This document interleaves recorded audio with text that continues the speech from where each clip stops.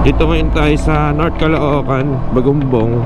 May ride na naman tayo ngayon. XSR 155 ngayon ang gamit natin. Mga kasama natin ngayon, dati kong mga ka-office-mate, iwalay na kami ng landas. Pero ano, mga nagmumotor din kasi sila. So barter road na tayo. Bali, i-meet natin yung sa natin kasama sa ano, sa condo nila. Sabi nila, James, ito daw daling ko, wag daw big bike kasi daw baka maiwan sila. Eh hindi nila alam, pag sa mga dati kong ride na kasama ko mga NMAX, ako din yung huli. 200cc nga naiiwan ako eh. Gusto ko lang talaga mag big bike kasi para nakakapag-expressway ako.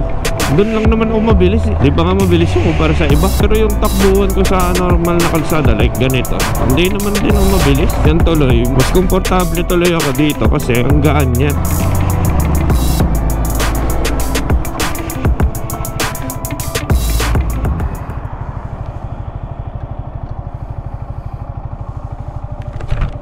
Nabali. Nag-iisip nga ako yung isa kasi may tank bag yun. Ito wala, naka-backpack tuloy ako. Ano, Commonwealth na lang tapos sa may liner ba yun? Di ba malayo yung U-turn para makapag ano tayo? Wala namang mahirap na daan dyan.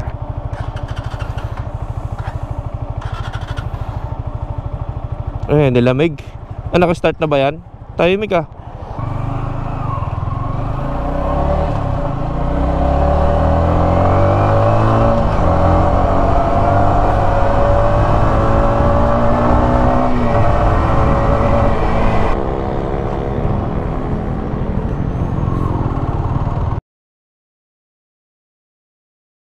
Namit na natin si James. Ang next naman natin na i-meet ay yung dalawa pa nating kasama, which is doon na sa may Petron, sa may Marikina na.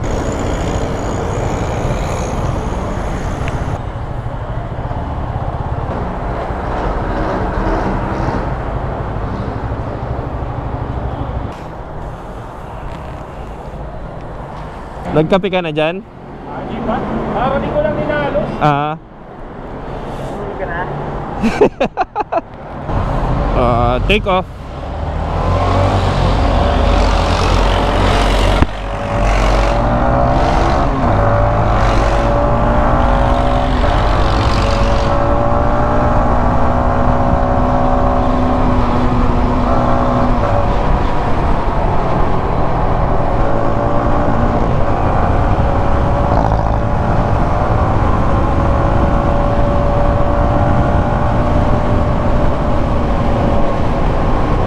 Sarap.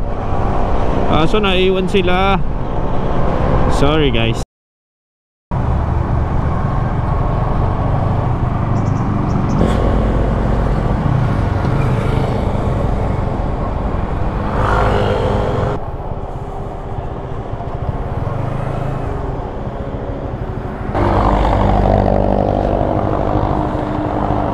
Naiwan sila, sorry na. Lumiko kaya sila.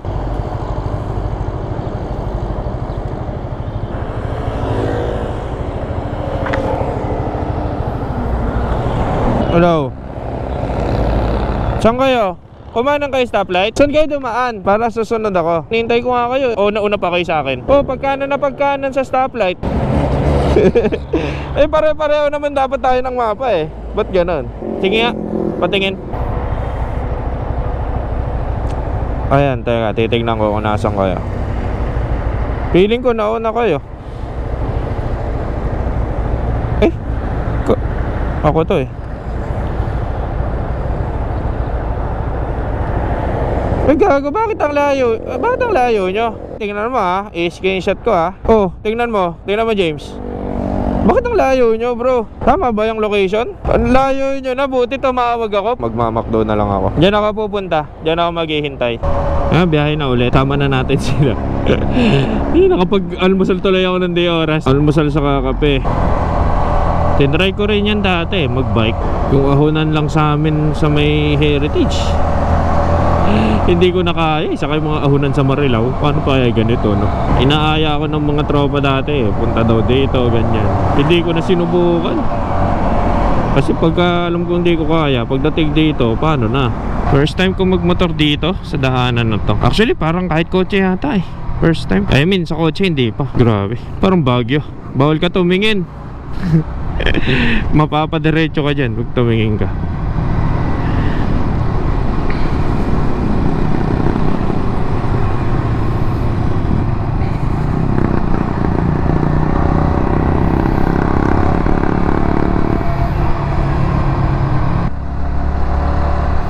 Gaging ganda oh. Anong lugar ba to? Ano bang tawag dito? Tinatanong ko na asawa ko saan ka dadaan. Sabi ko hindi ko alam eh kung ano tawag doon. Kasi hindi Marilaki. Pag Marilaki sabihin mo lang Marilaki, diba? Kulit na ito. Ba't kaya ganito yung tsura nito? Naiwan ng... Ito dalawa, ito pa isa. Only in the Philippines talaga eh. Ang laki pala na ito. Ang laki pala na windmill pa. Oh, laki ng windmill. Parang ano, building.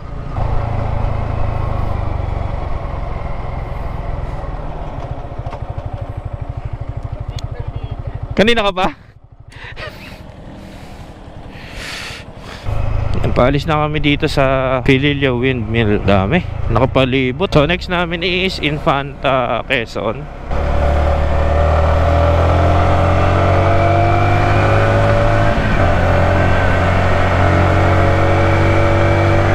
Hindi na ako nakapag-drone kasi baka bawal.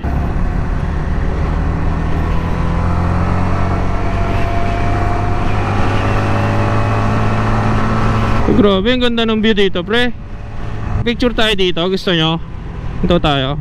Tinatry namin mag 3-way call para kahit paano magkakausap kami. Ang problema, pag nawala ng signal, drop yung call. Ganun nung nangyayari. Yung route namin na to, papunta na to ng Infanta Welcome Mart. Medyo mataas na to, so parang medyo malamig-lamig, maliwalas. Kanina sobrang init na init ako kasi naka-jacket ako. Ngayon kahit naka-jacket ako, hindi siya mainit, parang malamig pa nga eh. So base sa maps natin, matagal pa, 1 hour pa. So, sobrang dami naming stopover. Saka sobrang daming ligaw. Ayan, tinanghali. Inaantok ako. Grabe. Parang pinipikit yung mata ko. Dapat chill lang. Ayan, mag-vlog na lang tayo para hindi tayo antokin.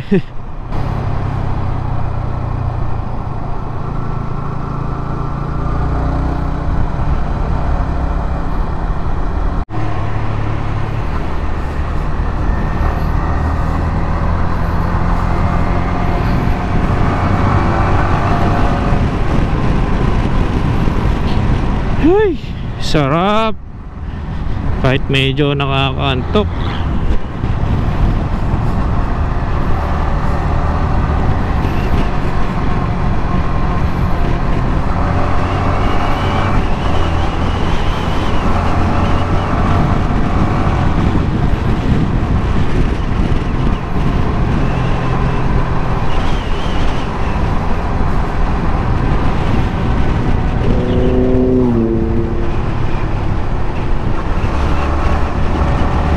Yung kanan ko, dagat na.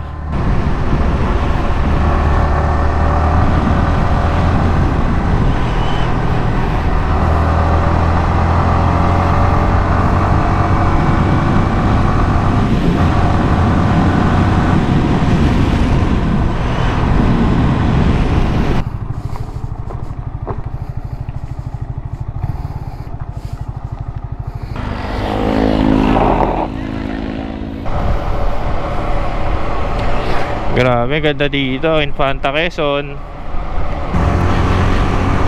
Tapos na kami kumain. Siyempre nagmang-inasal kami. Wala kasing ibang makainan eh. Hindi namin alam dito eh.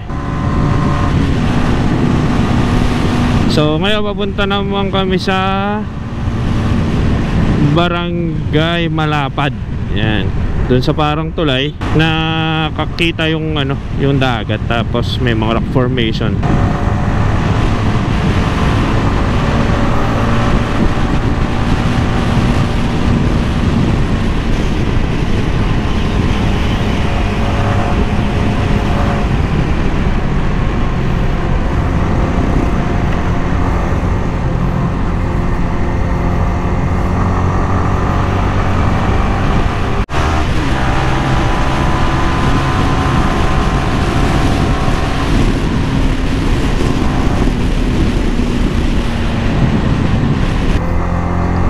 Malapit na yata ako.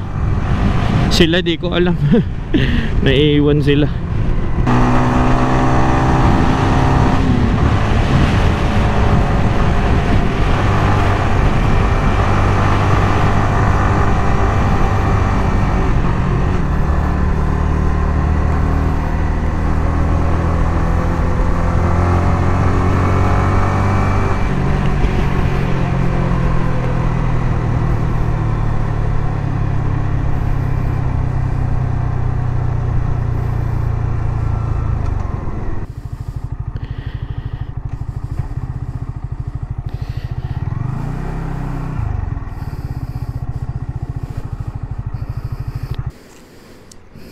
Grabe naman dito, walang tao. Ganda. Sarap tumambay lang, oh. Pangtanggal stress ng buhay.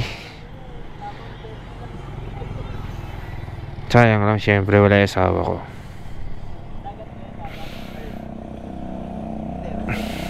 Mabawi kami pagka pwede na ulit siyang mag-ride.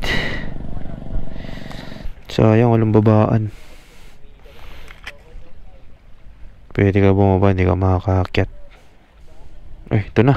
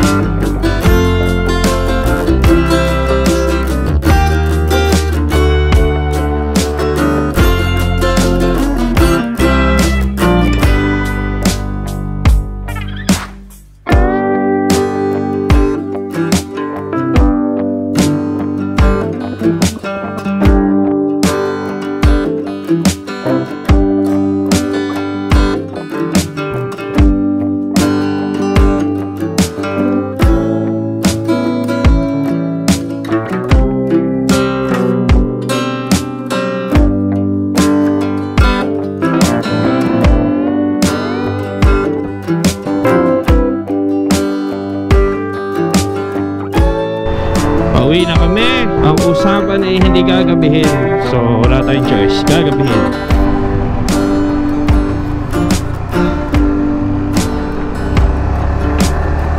Mukhang gagabihin kami dito sa Twisties, pero sana naman hindi. Mahirap dito, walang ilaw. Pero yun, masayang ride naman, smooth lang. Tapos tamang mang-inasal. Pumunta sa Infanta Quezon para magmang-inasal. Pero in fairness, yung mga inasal nila sa Infanta Quezon, lasang luya. Hindi ko alam kung ako lang. Kasi sa amin, hindi ko naman nalalasang lasang luya yung chicken eh. Ewan ko bakit dito lasang luya. Yung outro natin parang intro, no? So ito ay sa gitna si James, yung nasa unahan si Pat, Aerox and Keyway.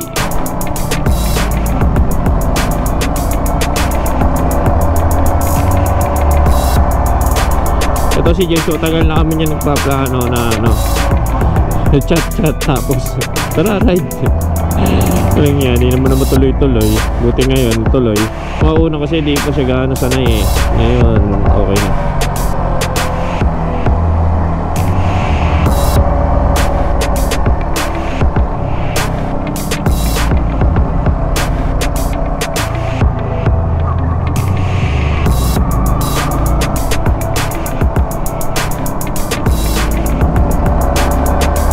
dito na lang siguro tatapusin yung vlog. Ayun, see you next ride ulit.